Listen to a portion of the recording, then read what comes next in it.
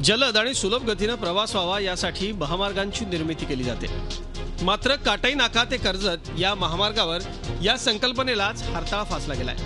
ठाणे जिल्ह्यात MMRDAच्या माध्यमातून राबवण्यात आलेल्या महत्त्वाकांक्षी प्रकल्पांपैकी एक म्हणजे काटाई नाका ते कर्जत हा पुण्याला जोडणारा राज्य महामार्ग। मात्र 60 किलोमीटर प्रवासासाठी सुमारे 125 गतिरोधकांचे अडथळे पार करावे लागतात। विशेष म्हणजे 1 किलोमीटरपेक्षा कमी अंतरावर एक गतिरोधक या महामार्गावर टाकण्यात आले।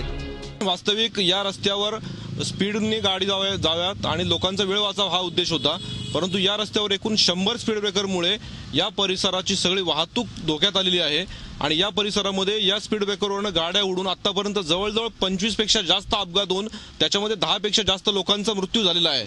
त्यामुळे हे स्पीड ब्रेकर खऱ्या अर्थाने लोकांच्या जीवाला धोकादायक असे स्पीड ब्रेकर तयार झालेले आहेत। हे स्पीड ब्रेकर तातडीने काढण्यात यावेत।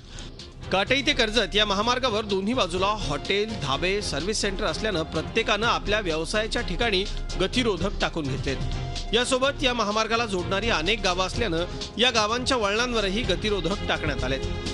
महामार्गाच्या शासनानुसार महामार्गाला जोडणाऱ्या लहान मार्गावर गतिरोधक टाकणं आवश्यक असताना MMRDAने हे नियम धाब्यावर बसवलेत।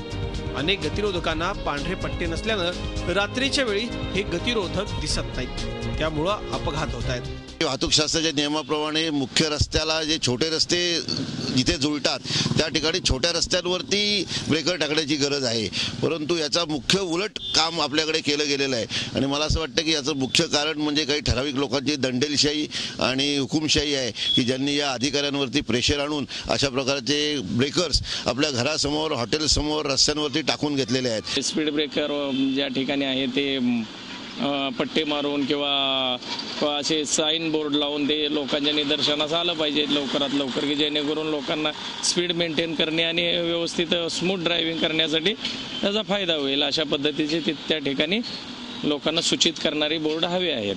ज्या उद्देशाने हा महामार्ग तयार करण्यात आला आहे तो कुठेही साध्य होताना दिसत नाहीये, त्यामुळे या महामार्गावरील अनधिकृत गतिरोधक लवकरात लवकर काढावेत अशी वाहन चालकांची मागणी आहे।